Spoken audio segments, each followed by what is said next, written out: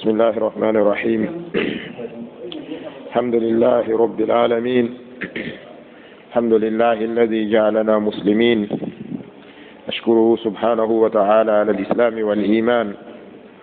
ونحمده جل وعلا على صحة الأبدان، ونشكره سبحانه وتعالى على سلامة البلاد من الفتنة، وعلى إقامة والاستقامة للأمة. نشكره سبحانه وتعالى كما ينبغي لجلاله، ونشكره سبحانه وتعالى شكرا ينبغي لعزته ولجبروته. وصلى الله وسلم على أفضل البرية وخير الورى وسيد الأولين والآخرين، نبينا محمد المبعوث رحمة للعالمين. أما بعد، إخوة الإيمان، أحييكم جميعا بتحية الإسلام،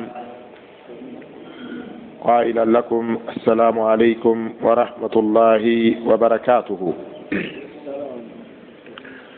باون يتودن الله سبحانه وتعالى moƴƴorɗo e meɗen kaɗo diina islam waɗi en julɓe. Yettuɗen Allah subhanahu wa ta'ala e dow cellal ɓalli ko hokki en, jarnuɗen mo jarore nde o foddi, yettuɗen mo yettore nde o handi, emo arsiki en cellal ɓalli, mo ɓuttinani en leydi men ndin ndi ala e gere, ndi ala e ɗiya fitnaji jani raɗotoɗi ɓiɓɓe leydi ndin ka maɓɓe. Hiɗen yettamo wono handiri e yettede noon, hiɗen jarnamo wono o foddiri e jarnede.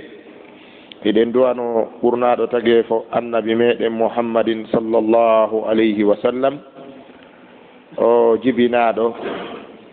e ñalade tenerre makkatal mukarrama. O wuuri makka duuɓi 10 e ko fawi. O feri o seeni madina, o wuuri madina ko heddi e gurdam makko. O fatori dumunde duuɓi 63,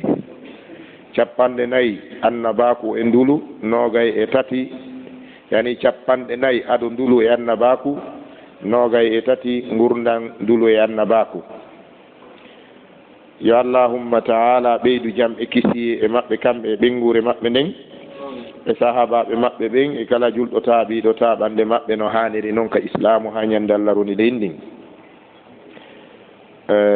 Haray en weltori jonde nden, en toriki Allahu tabaraka wa ta'ala yo waɗu nde jilsatan marhumatan wa tafarrukana min ba'diha tafarrukan ma'suma. Wata Allah liɓu bone e meɗen, wata o wonu sabu en wonde sabu, wata o waɗu en wonoɓe sabu bone. Haray ko yewtugol seeɗa fi ko wiyete bid'a ko e rentingol julɓe ɓen e ko wiyete bid'a, sakkitora sappagol ko fewndi kon fewndo ɗo, ko wona wi'ede al ihtifalu bi mawlidi nabi sallallahu alayhi wa sallama, yani moɓagol waɗa welo weltare dewal yankore e bange jibinede annabi meɗen muhammadin sallallahu alayhi wa sallama. Wa fi qawli al-ma'ruf, konngol ɓurgol lollude ko anda kon ka me'e nga, naafi konngol ngol haray ka lasli konngol paljol, kono ko noon ɓura andirede wi'ede mawludu on. ɓe gandi noon hunaka farqun bayna al mawludi wal mawlid. Ko ɓurno sellude ko nde wi'e mawlid, sabu sa wi mawludu aray ko jibinaɗo on wi'uɗa, sa wi'i mawlid ko jibinede jibinaɗo on. No wawa sa wi ka français le nœud et la naissance. Al mawlud c'est le né, jibinaɗo on. al mawlid c'est la naissance jibinede nden non iɗen tamƴini ko ɓura fandede ɗo ko jibinede nelaɗo wona fi makko kanko jibinaɗo on aray en aroye yewtugol fi ɗum kono en attoray taw aɗa andi fi hen ɗum yimɓe ɓen no duwa andude ko honɗum wiyete bid'a saabu bid'a ko hunde nde andanɗa hoore ma ko nde fitna ko nde tanaka diina kono julɓe buy hino majja bone mu'um ɓe fanɗini fi muɗum saabu angal andugol mawnugol fiyake muɗum ko ɗum waɗi si a andi hunde haqiqa andugol ne si tawi ko bone kono andirɗa bone on wo woɗɗitorɗamo kono andirɗa ko moƴƴi kon wo ko noon suusirɗa ɓattorɗa moƴƴere nden ko ɗum waɗi no wiyede bidia fal kullu yatakallamu anil bida fo no wolude fi bida wiwɓe ɓen ko yimɓe sunna falaka bida hino yewtude fi bidia wi'aɓe ɓen ko yimɓe bidia ɓen kadi no yewtude fi bidia idan fal kullu yatakallamu anil kalima fo no wolude fi konngol ngol kono si tawi ngol faamaka ngol andaka haqiqa maggol wonɓe e nder bidiyaji ɓen woɗɗitotako woɗɗitiɓe bidiyaji ɓen kadi andata ko honɗum woɗɗiti ko ɗum waɗi haray la budda min ma'rifati l kalima feere wo ala ko ɓe anden ngol konngol wona ngol wiyede bidiya ko honɗum woni ɗum ko andi toon mbuyi anda ko wiyete bidiya sa wolani julɓe goo fi bidiya nanayi ɓe inna awa taw haɓɓu montor ko taw soodu oto ko taw darnu cuuɗi paani ɗum fof nelaaɗo e sahaba en waɗano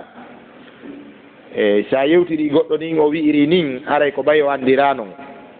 sa yewtiri nin goɗɗo o wi'iri nin ko ɓay o andira non sike o anda ko wiyete bidiya ko wona wolede fi mum kon ko ɗum so ƴetti bidiya o sappori montor en téléphone en avion en cuuɗi en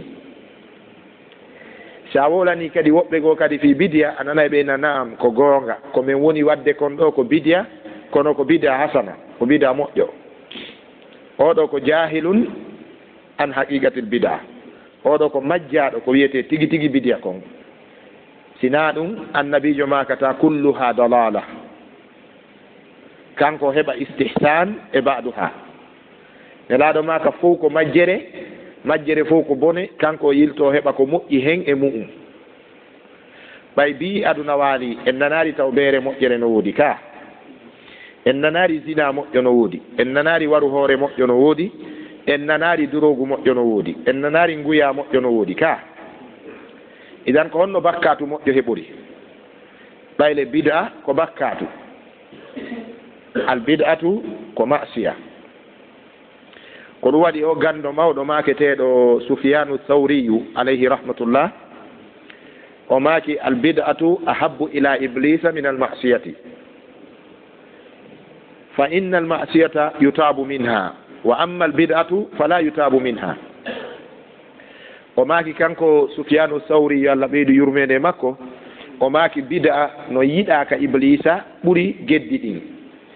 neɗɗo rewirowo Allah ko sinca o no ɓurani cheytane neɗɗo mo andanɗa hoore ma ko ɗiya bakkatuji woni wadde mana kanko o maaki yarowo beere waɗowo zina warowo hoore iblisa no yiɗi o no weltorimo kono ko iblisa weltori kon rewowo Allah mo waɗata ɗin tawa dewal makko ngal ko bidiya yankowal iblisa no yiɗi on ɗon ɓuri oɗa mana jiyaɗo Allah rewirowo Allah ko sinca ko yamiraka iblisa no yiɗi on no weltori on ɗon ɓuri on mo rewata Allah golle mum ko yeddugol Allah fi hen mum o maaki bidiyaji ɗin eɗen gandi bakkatuji ɗin fof joom mum en haray no woni préfi tubugol masalan so darni ɗo yarowo beere on fuɗɗike mo yewde fi beere o nana mo inna wallahi karama ko en ko gonga meɗen tori on duwa kananoni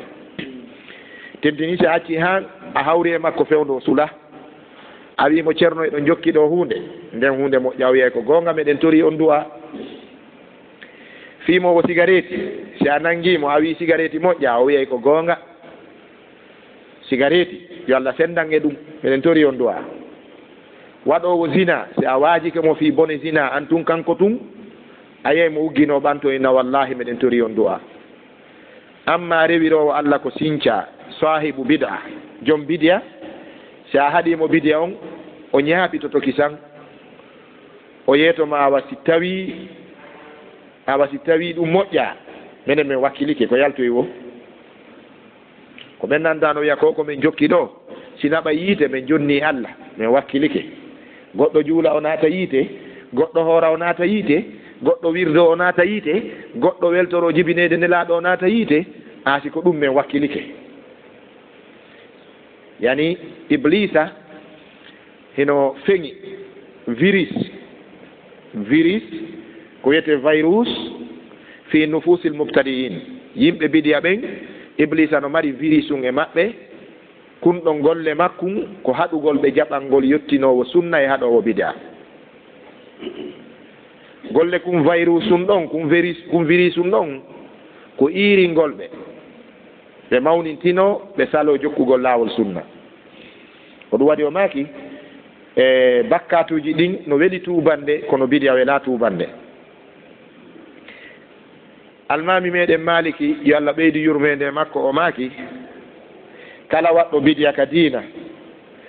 o aaƴi wonde bidiya makko on ko moƴƴo fakat za'ama anna muhammadan khana risalata haray o wi'i nelaɗo janfike ka ndulu nelaɗo maaki kulluha bidiya fof ko bone an wi'uɗa ko jokkuɗa kon no moƴƴi ko honno nelaɗo maakiri fof ko bone an heɓuɗa e mum ko moƴƴi o maaki kala wi'uɗo bidiya makko on ko moƴƴo haray o aaƴike wonde annabijo janfike ka nulal haray musidɓe julɓe tedduɓe ko hunɗum wiyete bida eɗen haani daarude joomiraɓe gande ɓen ɓe wallitike en ɓe ɓanginani en qur'ana ɓe ɓanginani en sunna kala ko wowla fi muɗum ɓe addana en définition muɗum ɓe wi al bid'atu lugatan ko wiyete bidia ka haala ko wiyete kon définition grammatique on eɗon andi hayka français kala konngol wowlangol harengol mari double définition ko ɓeynata définition orthographique ma grammatique e ko ɓeynta définition susétique sike ko wowla kon ka haala ka wowla ɗon ko honɗum woni firo mum e nder joomiraɓe spécialité on fannu ɗon on branche ɗon ɓen kadi ko honɗum wi ɗum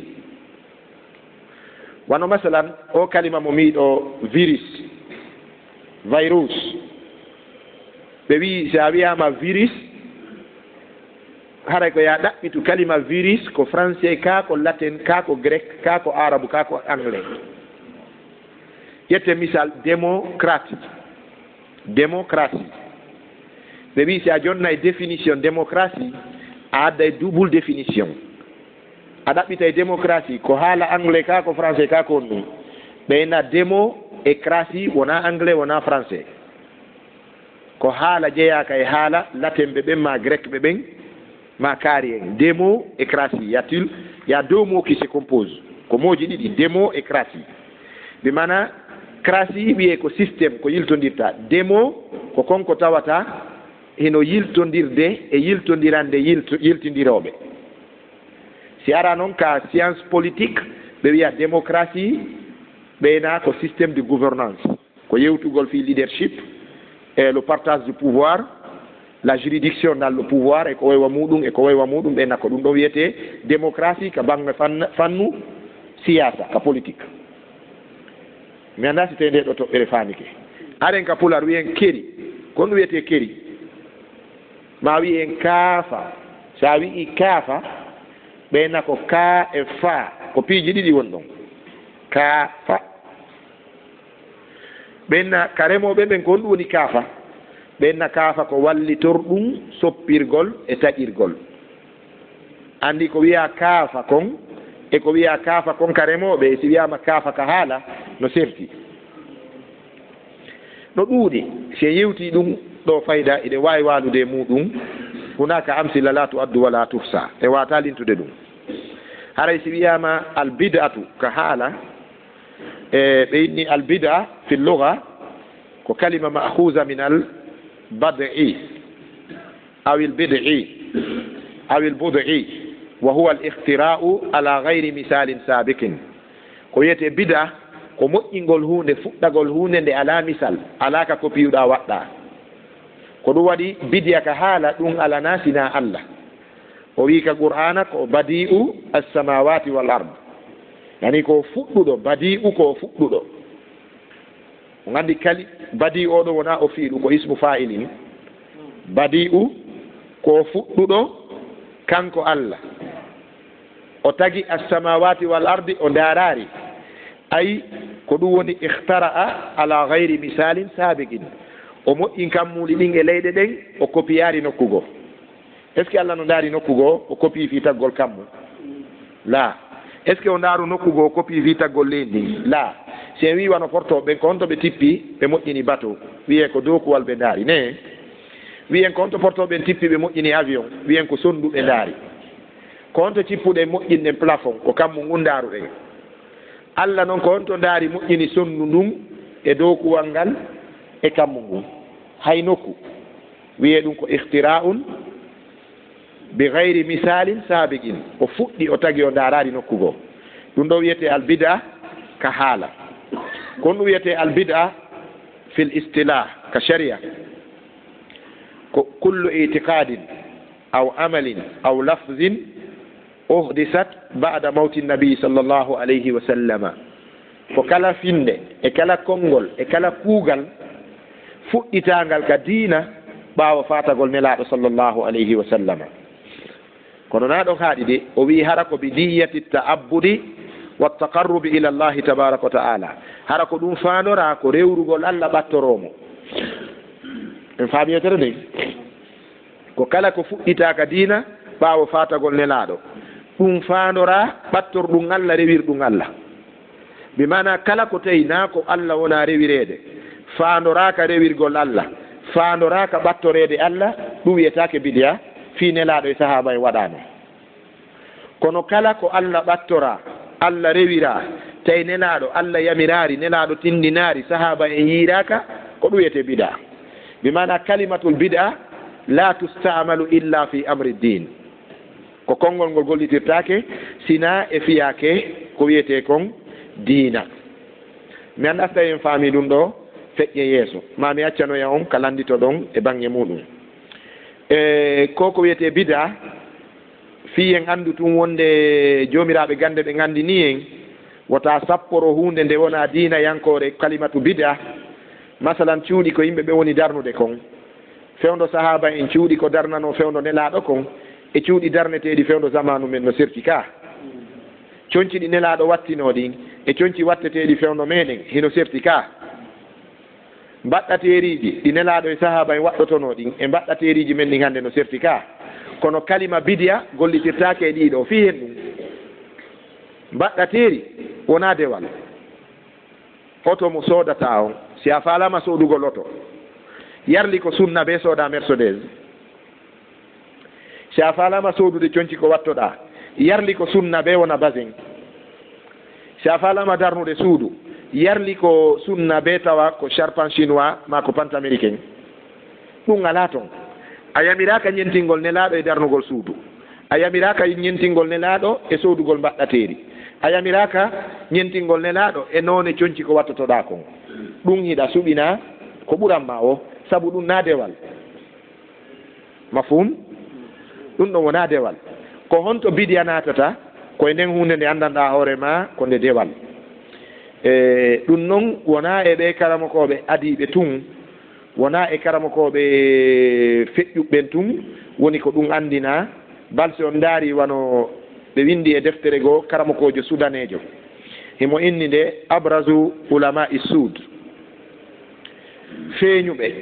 e karamakoɓe ɓaleɓe o ceernojo sudanejo o janti tonkol ngol ceerno meɗen o maaki qala al allamatu l fullani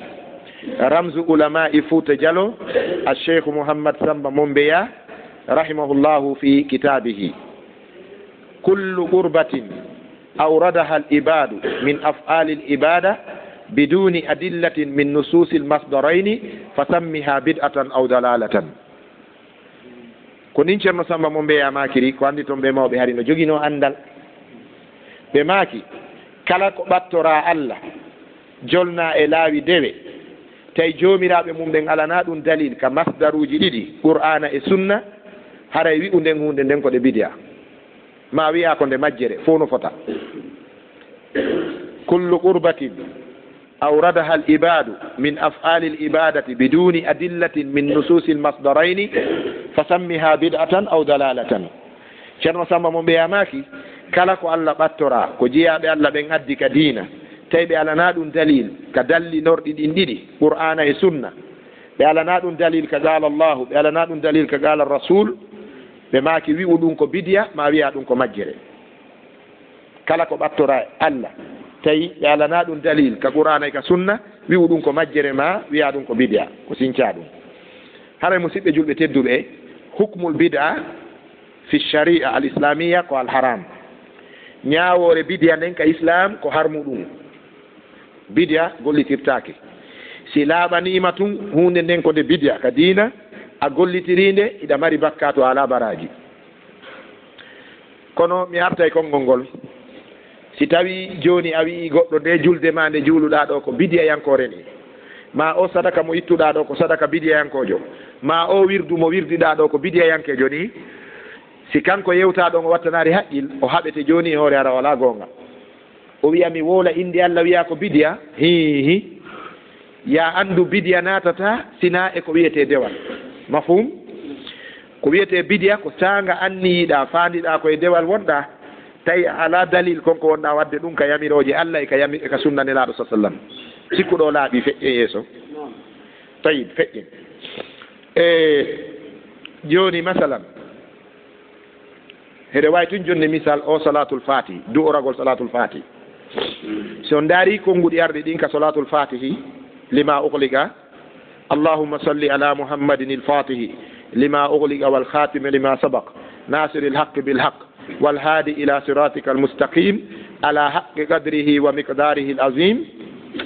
si a daari ko wowla kon ɗo zahiran a wiya e modi bone alay ko wowla ɗo ka kono ko hatta rewire Allah ma ko honɗum woni fa haynal illa ko honto illa woni e mum ko tawde goo moodi nelaɗo rewirari Allah salatul fati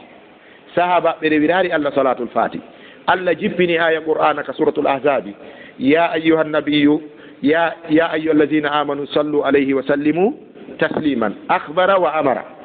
Allah humpiti en e aya on wonde Allah e malaikaɓe mum ɓen no juulude nelaɗo o yilti o yamiri en enen kadi en juulo e nelaɗo o fuɗɗori habaro o wi inna allaha malaikatahu yusalluna ala nabi Allah e malaikaɓe mum ɓen ino juulude nelaɗo o yilti noon o ewni en nidaul ihtirami ya ayyuha allazina amanu hey kono yo gomɗinɓe o wi sallu alayhi juule noon e makko wa sallimu tasliman andi Allah humpiti en kanko e malaikaɓe juulde nelaɗo enen kadi o yamiri en juulo e makko no lande si tawi juulugol e nelaɗo ko dewal ɗum ko ibada ma'mura min allahi jalla wa ala ko dewal yamirangal ngal Allah yamiri nelaɗo tindini en yen waɗu sahaba ɓe nani aya on ɓe andano ɓe juulira e nelaɗo ɓe muuɓi ɓe ari ka nelaɗo ɓe maaki ya rasulallahi arafna anna allaha malaikatahu yusalluna alayka wa umirna bidhalika fa kayfa nusalli alayka ɓe wi nelaɗo min andi Allah e malaikaɓe mum ɓen no juulude e maɗa Allah yamirimen yo min juulo e maɗa joni noon kono no min juulirta e maɗa sabu hari ɓe andano nelaɗo juulitte mum ko honɗum nelaɗo mako no ɓe maaki ɓuulu wi'e ɗum julɓe fof no fottani sellugol oɗo hadis ka ɓuulu wi'e allahumma salli ala muhammadin ɓe janti salatul ibrahimiya on si tawino ko gonga salatul fatihi ko dewal moƴƴal ko ngal ɓuuri moƴƴude e ko Allah e ko nelaɗo juulirante e muɗum hanno nelaɗo tinnina neññande salatul fatihi balɓe yamiri salatul ibrahimiya Muhammadul Bikri eɗon andi salatul fatihi wona Cheikh Ahmad Tidiane moƴƴinimo moƴƴinɗo salatul fatihi on himo wuuli konnguɗi hulɓiniɗi e salatul fatihi fayda ko nando majji Cheikh Ahmadou Tidiane janti ɓay moƴƴinɗo Muhammadul Bikri ko wi wonde salatul fatihi ko wahayu immorde ka Allah kanko wi salatul fatihi Allah wahoyin ɗum e makko wano qur'ana wahoyinira noon e annabijo sallallahu alayhi wa sallam ko ɗum waɗi Cheikh Ahmad Tidiane o maaki kanko kadi konngol ngol no ka jawahirul maani o wi'i salatul fatihi laawol gootol no ɓuri alqur'ana laaɓi guluuji jeegoo ɗum wala laysa bi iftira'in alayhi wona fi woɓɓe goo no wiide wo ceerno on tooña ɗon ko noon kaka deftere makko tawano windi ka miɗo waɗande en o bayana ɗo on nanoyta yewtere an e o bayana ɗo min Abdallah mi wi'i ɗum goɗɗo yiltoyo wiya nono ɗum Abdallah o wowla ɗum o tooña ko hito an ko yewtere an si neɗɗo feƴƴi ko andorta koko wallifi konko wallifande makko nden on faami ma sa ndaari taalibaɓe makko ɓen no gerdirta diina noon anday ko noon ceerno on formiri ɓe idan ko nin o holliri ka salatul fatihi salat ni ka jawahirul maani salatul fatihi no ɓuri qur'ana laaɓigoluji jeego ɗum kadi en nanirari ɗum karamakoɓe suufiyankoɓe tijjaniyankoɓe aranɓe wonde ɗum ko fenani noon ko fewno ɗo e o zamanu ɗo wonɗe nanirde cofoye tijjaniya ɓikkoye boboy wonkoye immade kañum kadi no faala andede no faala heɗede no daro wiya kañum ɗum ceerno on tooña amma aranɓe ɓen hiɓe gomɗini ɗum ko ɗum haɗi ɓe monta ɗum ɓe itta ka jawahirul maani ɓe acci ɗum nder ton haray haqiqa tan ceernojo fof no tooñe sabu annabaɓe ɓen tooñama hay Allah tooñama kono si tawi sellino e deftere ceerno on e bindol makko adiɓe janngande mo deftere nden hollari ɗum ko fenande sakkitiɓe ngala droit wi'ugol ɗum ko fenande baka e makko bal ko ɓay tun joni konngol ngol aduna weeti wowlanaɗo ngol konngol wo o wiya e wowluɗo ngol on na julɗo hooliɗo gomɗini ɗum on na julɗo sabu ala ko ɓuri alqur'anare nden alqur'anu kalamullahi ɓe wi alqur'anu définition qur'an ko kalamullahi almujiz almunazzalu ala qalbi muhammadin sallallahu alayhi wa sallam المكتوب في المصاحف من سورة الفاتحة إلى سورة الناس المتحدى بأكثر سورة منه المتعبد بتلاوته فهذا هو القرآن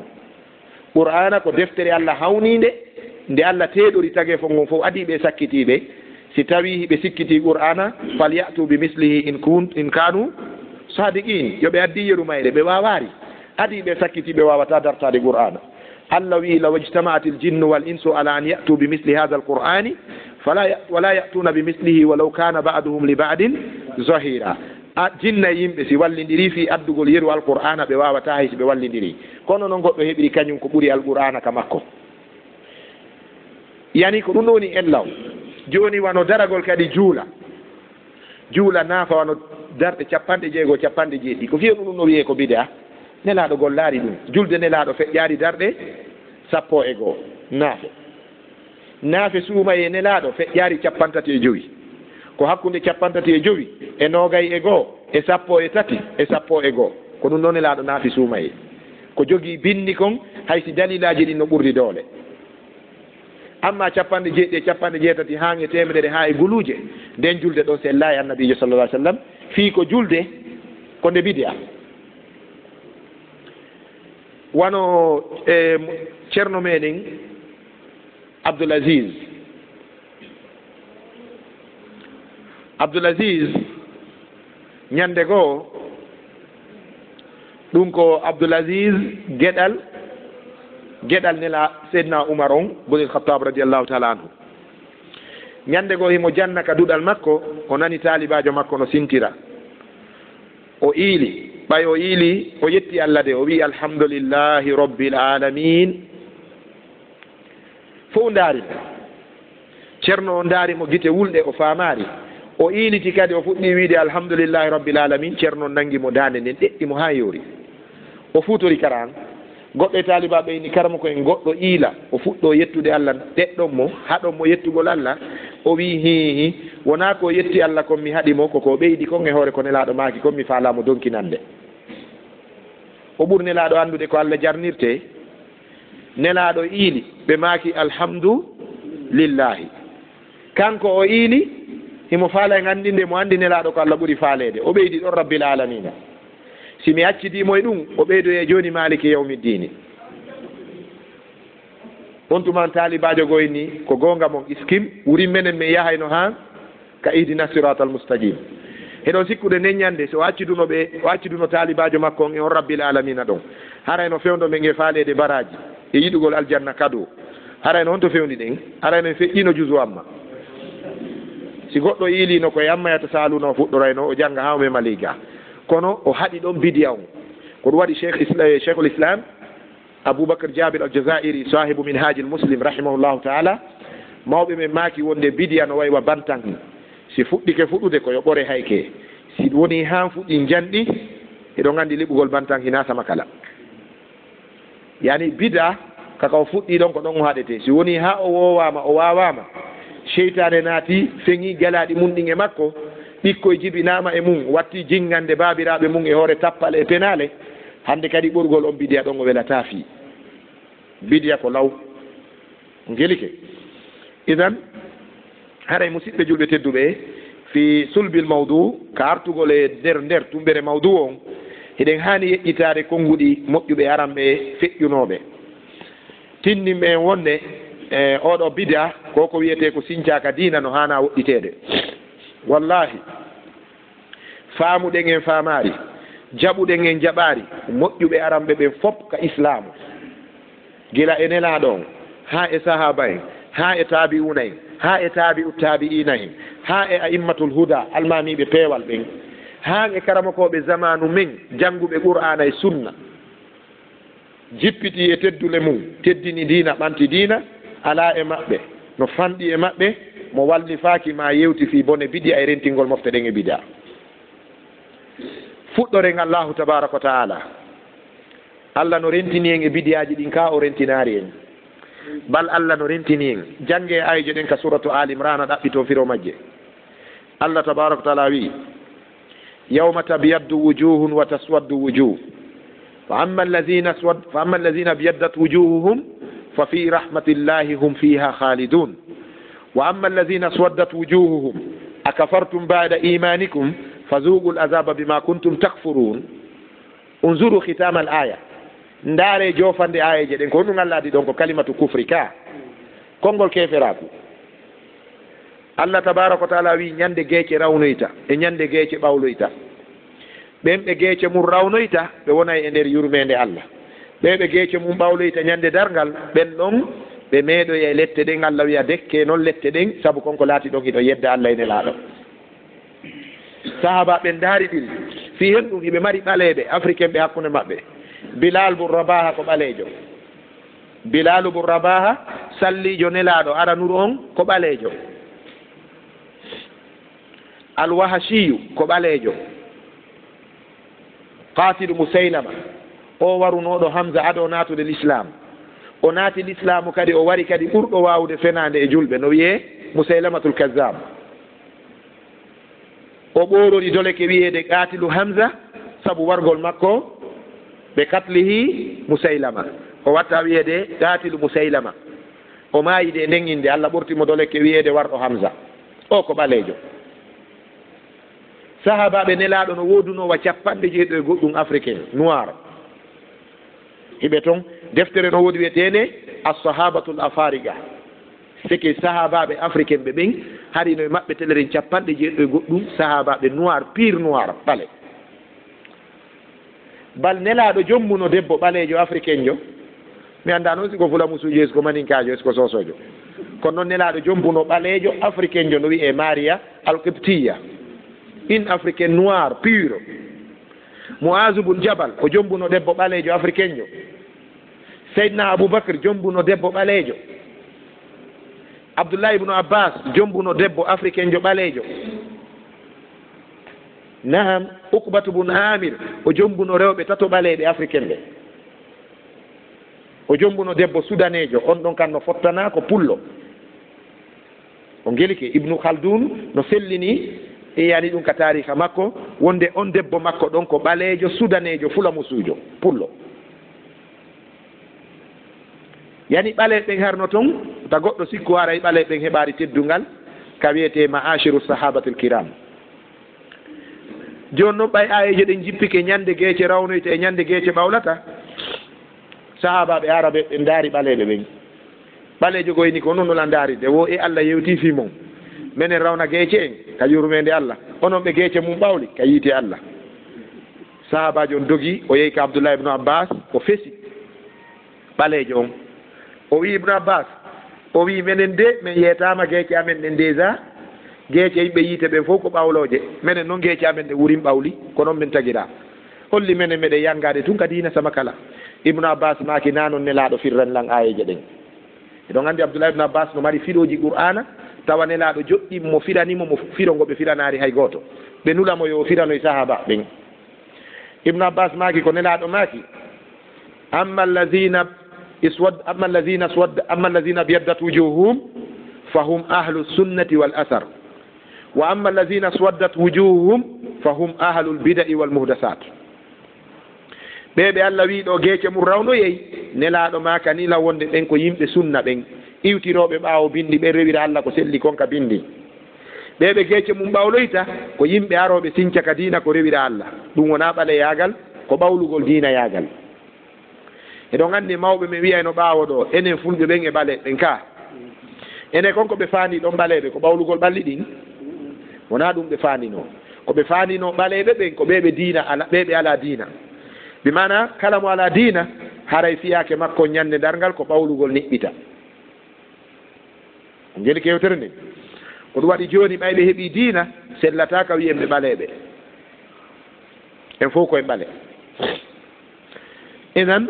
sahaba ɓe geeti on yiifiɗo ko yalti kon e aya on holli en wonde allah falaka biɗiyane nelaɗo sallllahu alih w sallam yilti maki iyakum wa muhdasati l umur mi rentini on e fiyakuji fuɗɗitaɗi ka diina fa inna kulla muhdasatin bid'a kala ko fuɗɗita ka diina konko sinca ɗum sincaɗi ɗin fof ka diina ko yiite ndaare oɗo sahabajo mawɗo fuɗɗoren oɗo muazu bun jabal radiallahu ta'ala anhu muazu bun jabal maki ayyuha nnasu alaykum bil ilmi qabla an yurfa ala wa inna raf'ahu dhihabu ahlihi wa iyyakum wal bid'a wattabaddu'a wattanattu'a wa alaykum bi amrikum al atiq muazu bun jabal maki kono yo yimɓe ɗaɓɓite gandal ngal no fawi on ɗaɓɓitugol gandal ngal janngal ngal adongal ƴentinede o maki gandal ƴentoyey ñande goo gandal yahay acca en o maki ko wiyete yahugol gandal ko maygol jomiraɓe gande ɓen si karamakoɓe mawɓe ɓe maayi ande gandal ngal maayi o maki mi rentini on e fuɗɗitagol ka diina o wi hey no fawi on jogitagol fiyake mon tiiɗuɗo o bimana qur'ana e sunna husaifatu bunil yaman radiallahu anhu kankadi o maki kullu ibadatin lam yata'abbadu biha ashabu rasulillahi sallallahu alaihi wasallam fala tata'abbadu biha ndare husaifatu bunil yaman hey ko non o na militant jo rpg ma ufdg ni goyi ko militant jo parti allah on oɗo ko leader jo parti allah tabaraka wa taala wiyeteɗo khayru suhba bimana oɗo ko wondiɗɗo nelaɗo sahabajo nelaɗo ni husaifatu bunil yaman o maki kala dewal ngal sahabaɓe nelaɗo ɓe rewinano allah o maki fala tata'abbadu biha wotaw rewir ɗum allah kala dewal ngal sahabaɓe nelaɗo ɓe rewirani allah wotaw rewirngal allah fa inna al awwala lam yada lil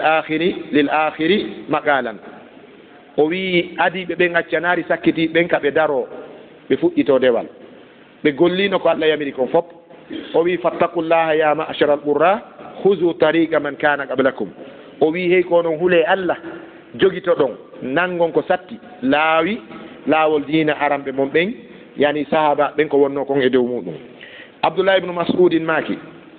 man kana mustannan falyastanna biman kad mat kala sunninowo ka diina yo sunninor ko fatinoɓe ɓe sunninorno kon bimana sahabaɓe nelaɗo fatiɓe ɓen kaɓe haɗuno e diina ɗon haaɗe ɗon o wi ulaika ashabu muhammadin sallllahu alih w sallam kanu hayra hadihi l umma wa abarraha quluban wa amaqaha ilman wa aqallaha takallufan qawmun ikhtarahum llahu li suhbati nabiyi alayhi salatu wassalam fatashabbahu bi akhlaqihim wa tara'iqihim fahum kanu ala alhuda almustaqim o wi sahabaɓe nelaɗo ɓe ɗum ko kanko ibnu mas'ud o wi kamɓe ɓuuri moƴƴude e mofte ɗen fof kamɓe ɓuuri ɗiggande allah ɓerɗe kamɓe ɓuuri luggude kadi e gande kamɓe ɓuuri on fof kadi e fanɗude ko ronditino fi aduna allah suɓike ɓe yoɓe wondu e ɓurnaɗo tagee fo ɓe wuuridi e makko nelaɗo faati acci woɓɓe maɓɓe faati acci nelaɗo woɓɓe faati acci nelaɗo faati acci woɓɓe o maaki nandine e maɓɓe ka jikkuji mon e ka laawi mon o taw sincu laawi kesi jokke laawi sahaba ɓen o maaki ɓe sahabaɓe ɓe wonno e dow peewal feewungal hiɗe nganndi ɗum ka ko ɓe Allah wi en ka qur'ana min allazina an'ama allahu alayhim min annabiyina wasiddiqina washuhada wasalihina wa hasuna ulaika rafiqa iwtire ɓaawo ɓeeɗo on tuman o wi kanko ibnu mas'ud ittabi'u wala tabtadi'u faqad kufitum fa inna kulla bid'atin dalala o maaki jokke wota on sincu ka diina fuɗɗaɗi ɗin fof ko ɗi majjere fof ka yiite abdoullah ibnu oumar radiallahu taala anhu o maaki heɗo nganndi noon abdoullah ibnu oumar juma ɗo hiɗe yewte ka gangunal ɗo fi makko hakke kanko ko mawnini fi sunna simo seppude non e hoore laawol wano masalan haaju makko no yaniri yaarugol téléren 36 e nder laawol ngol kala ka nelaaɗo hewtuno ñande goo ɓe fowti so hewti ɗon o ronki o ronka o fowtoto si o feƴƴa on faami so iwtirino ɓaawo nelaaɗo si nelaaɗo palike o paloto heɓe janɗi ɓuri mo heɓe juuti ɓuri mo kono ka ɓe o tippi o si o waawaari palaade o tippa batte maɓɓe o cowtoto si nelaaɗo seliino ɓe huntii duhol haysi huntugol duhol nanngaari mo haysi faale hibbugol ndiyam muusaari mo kanko kadi o selinkinoto o hibbintino ndiyam ɓe lanndimo ene an a tampina e hoore ma e fii nelaaɗo o maaki si ɗon faala on yewta e nelaaɗo ɓe sifanoyi nelaaɗo noddimo ɓe maaki hey wonaa e ɗi fof yanngintinotoɗaa o wi nelaaɗo sago am mi woopata on ka to sooki sako mi woopoya on ka ñani ko ɗum waɗi saha karama ko ɓe wi'imo ko safinatu sunna abdoullah ibne oumar o maaki annasu ala tariqi mattabau l asar wa qala kullu bid'atin dalala walaw ra'aha annasu hasanan o maaki o wi yimɓe ɓe fof no e hoore laawol peewal ngal fanni ɓe jokki batteji nelaaɗo e sahaba en o maaki kala ko wiyete bidiya koko fuɗɗita kala ko fuɗɗita ko majjere haysi yimɓe ɓen yi'i ɗum no laaɓa haysi yimɓe ɓen faami wonde ko ɓe jokki kon no laaɓa kono ɓay tun ko fuɗɗita ɗum ko majjere oɗo seydna ali radiallahu taala anhu amirul muminin radiallahu anhum ajmaina o maaki wonde law kana dinu birra'yi la kana batinul huffayni ahaqqa bil masfi o wi'i kanko seydna aliya si tawino diina ko feere yarete ko haqqil ma kinnaɓay ma ka diina lumboya o wiya tawayno maskugol huffuje ɗen ko sengo ley on ɓurayno handude maskede ka sabu ko ɗum wona yaɓirede ka leydi o wi kono na ɗon nelaɗo maski ko dow ɓe maski si a maskiri ley fi ley no tuuni yande ara maskande ma nden no selli harayde sella idan o wi sahabajo mawɗo maketeɗo abou darda radiallahu taala anhu oɗo kadi maaki o makani goɗɗo no ari landimo o wi abou darda wasiyin ko onno mi gerdata ka diina mi male ñande dargal o wi abou darda makanimo lan tadilla ma akhasta bil asar yani as sunna a majjata fanni hiɗa jokki ko nelaɗo e sahaba e wonno kon e dow muɗum oya ko ɗum ɗon tun abou darda wasiyinomo ko ɗum waɗi eɗen hani arde sengole seeɗa kadi ɓeɗo ko sahabaɓe nelaɗo ridwanullahi alayhim ndaren kadi moƴƴuɓe ɓe wona sahabaɓe kadi ko yewti fi oɗo bida si en daari oɗo khalifatul adil oumar bun abdoul asis rahimahullahu taala radiallahu anhuma radiallahu anhum oɗo ko oumar gueɗal abdoul asis oɗo ko jatirawo seydina oumar radiallahu taala anhum o maaki kanko oumar bun abdoul asis ɗum no windi e deftere no wi'e yani ko filli oɗo riwaya ko addi riwaya on ko ibnu qudama e deftere no wi'e lum'atul itiqadi l haadi ila sabili rachad o wi if haysu waqafa al qawmu fa innahum ala ilmin waqafu wa bi basarin nafidin kaffu wa hum ala kashfiha kanu aqwa wa bil fadli law kana fiha ahra fala in qultum hadasa ba'dahum fama ahdathahu illa man khalafa hadiyahum wa raghiba an sunnatihim oɗo oumar bun abdoul asis wi yimɓe ɓen no heewi waɗugol ka diina ɓe nahi ɗum ɗo eyi koko fuɗɗita kono koko moƴƴi ta ko ɓaawo sahaba ɓen o wi hey ko noon o wi mi yeton ɗo goɗɗum dare kay sahaba ɓen darino ɗon ka diina o wi sabu on ɗum kamɓe ko gandal ɓe gollirayno diina kamɓe hiɓe marno ɓe seeɓuno darɓe e faamugol diina kan nelaɗo makay no konngol ɓe faamangol no nelaɗo makiringol noon tigi amma enen si nelaɗo maaki haalawel ngel ɗuuɗa e mum ndaaru nelaɗo no maaki kullu bid'atin dalala ɓe maaki kala ko wiyete bidia konko majjere woɓɓe no yalti hannde ɓe wi o on kullu ɗon wona o umum a faami ɓenni kamɓe ɓe faama kullu no ara hana na umum kono na noon sahabaɓe faamino sahabaɓe ko faamuno kullu nelaɗo on ko umum ɓe faamanomo ko khususiyat ko khusus ko taxis bal ko ɓe faamuno kamɓe kullu nelaɗo on ko umum ko fop ko ɗum waɗi ɓe woɗɗiti bidia min illiha wa jilliha ko sembi e makko e ko fanɗi e makko e si en daari deftere goo kadi yani ka imamul boukhari e muslim heɓe mari riwaya eggaɗo yo ɗo wiyeteɗo abis bourrabia ɓaala o maaki wonde abis o wi'i wonde o yii nelaɗo allah sallah sallam o yi seydna oumar no lunno hajarul aswad o nde hayre ɓalere ka kaaba o wi o nani seydna oumar no maaka hey ko yo hayre min nde miɗo anndi ko a hayre a lorrata a nafata sinano tawde mi yii nelaɗo no lunnoma mi lunnotanokoma anndi sahabaɓe kamɓe haysi ɓe faalaka wadde hunde kono ɓaynelaɗo waɗino nde ɓe waɗayno haysi ɓe faalano wadde hunde kono ɓaynelaɗo accino nde ɓe accirayno sabu ɗum o wi sinano tawde mi yii nelaɗo no lunnoma o wi ma qabbaltuka mi lunnotanokamo yo hayre oɗo maketeɗo alkhatibul bagdadi e deftere no wiye sharafu ashabil hadis o eggi ɗon konngol fillangol e imamul awsa'i yo allah ɓeydu yurmede makko imamul awsa'i maaki alayka bi asari man salaf wa in rafadaka annasu wa iyaka wa ara arrijal wa in zakhrafuha lak fa inna al amra yanjali wa anta ala tariqin mustaqim imamul awsa'i maaki o wi wonde hey ko an julɗo ko waɗɗima ko ayo julɗo o wi ko jokkugol batteji ɓe gattinoɓe haysi yimɓe ɓen salike ma yani wonu jon sunna haysi yimɓe ɓe gañidima e sunna o ɗon handi hande enen fulɓe ɓen ka meɗen wurugol hande hara diina mum ko sunna finde mum ko sunna jikku mum ko sunna dewal mum ko sunna ɗum no mettina ɓandu ka meɗen ka hande ok lala hande ko ɓuri muybinde ka meɗen ko ɓuura yiɗede ka meɗen ko waylowo diina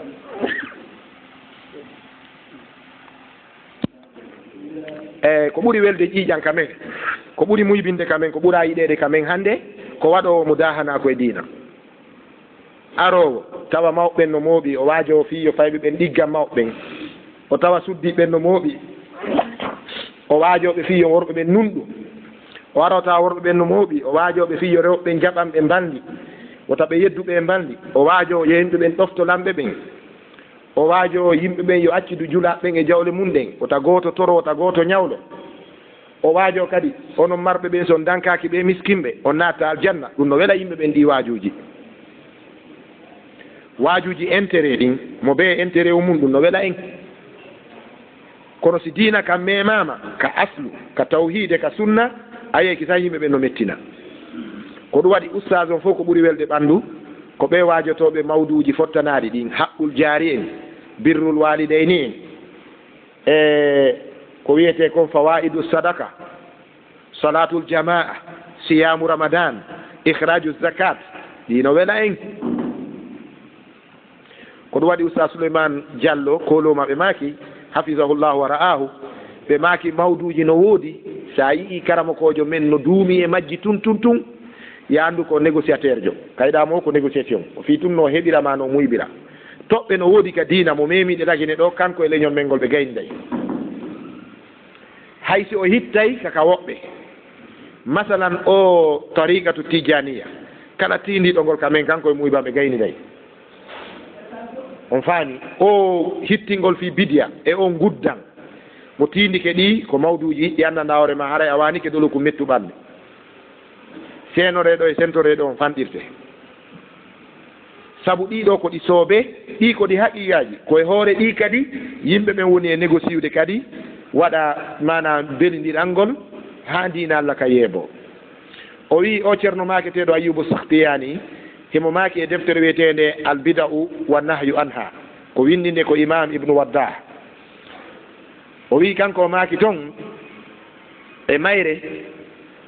o wi masdada sahibu bid'atin ijtihadan illa zdada min allahi bu'dan o wi joom bidia faameɗo moƴƴa de imam ahmad bun hambal no maki sifangol kokkol oɗo maki joom bidiya kono tinnori ka bidiya makko o wakkilori wo ko noon o woɗɗitori allah tabaraka wa taala ma zdada sahibu bid'atin ijtihadan illa zdada min allahi bu'dan joom bidiya no wakkilori ka bidiya mum wo ko noon o woɗɗitori allah tabaraka wa taala imam ahmad bun hambal no maki iktisadun fi sunnati hayrun min al ijtihadi fi l bid'a raɓɓinɗinagol ka sunna tawa ko seeɗani gollata e sunnaji no ɓuri wakkilagol tinno ka yiyaɗa woyɗa gollata ko bidiyaji mana raɓɓinɗiniɗo e sunna no ɓurani allah wakkiliɗo e nder bidiya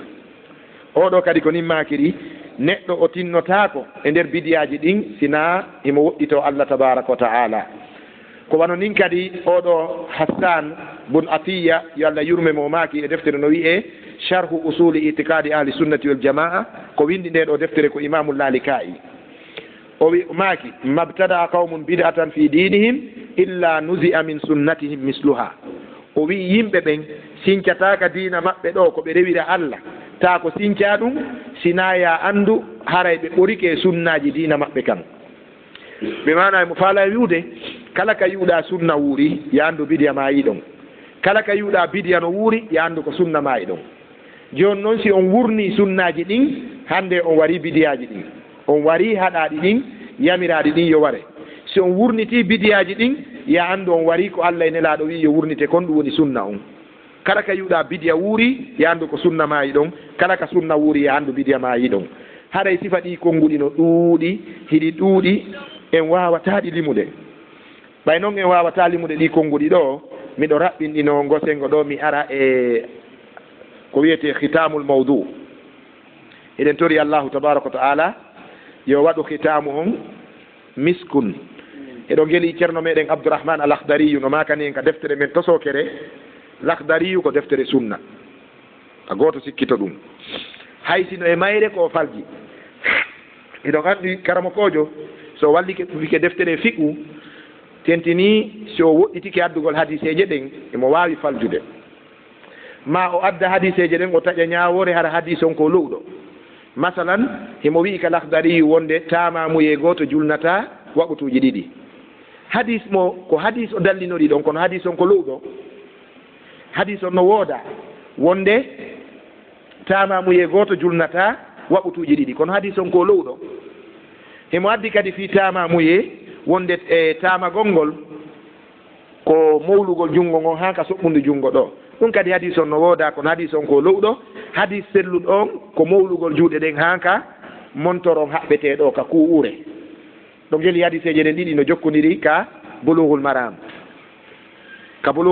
ibnu hajar no addi hadiseje ɗen ɗiɗi kala ɗon o holli en selluɗo on e lowɗo on ceerno on abdourahmane al akhdari o maki la yahillu li imri'in an yaf'ala amalan hatta ya'lama hukma llahi fihi hanana goɗɗo gollugol gollal ka diina han o anda ñawore allah e gollal ngal wa yas'ala al ulama o lando noon karama ko ɓen fi yo andu ñawore nden wa yaqtadi o ñentina bil muttabi'ina yani andi ko piiji tati o yewti ɗo o ta gollugollal ha anda la ñawore allah e maggal fi andu ñawore allah e gollal ngal ko honum duwaɗa wadde is'alil ulama lando karama ko ɓe andine ñawore allah nden e gollal ngal sengal selli kal islam si tawi karama koɓe ngala ɗon ma karama koɓe ala e nden nokkure yimɓe ɓen ko ubbadun gayru alimin ko rewoɓe allah ɓe jangga haray ndaaru kala jogitiɓe sunna ñentina ɓen saabu paljol yimɓe sunna ɓen no ɓurani allah kawral yimɓe bidiyaji ɓen ɓe faami yotere nden aaden sunna ko faljata kon no ɓurani allah joom bidiya ko hawrata e sawaba kon wano andirɗa noon julɗo bonɗo no ɓurani allah keefeero moƴƴo ya andu kadi joom sunna bonɗo no ɓurani allah moƴƴo joom bidiya on faami o wi haray ñentin yimɓe sunna annabijo on sallllahu alayhi wa sallam haray musidɓe julɓe tedduɓe aren noon joni e ko sakkitorten kon e ngol ɗo konngol hada al ihtifal bil mawlid oɗo waɗangol nelaɗo allah sallallah sallam mawlid mi ala juutinde toɓɓere nden mi ñoggay fof limaga yutabaru l ihtifalu bi mawlidi nabiyina muhammadin sallallah sallam bid'atan ko fiyen ɗum mawlid ko bid'a saabu wattane haqqil iɗen nana ɗo piiji woɓɓe no wiya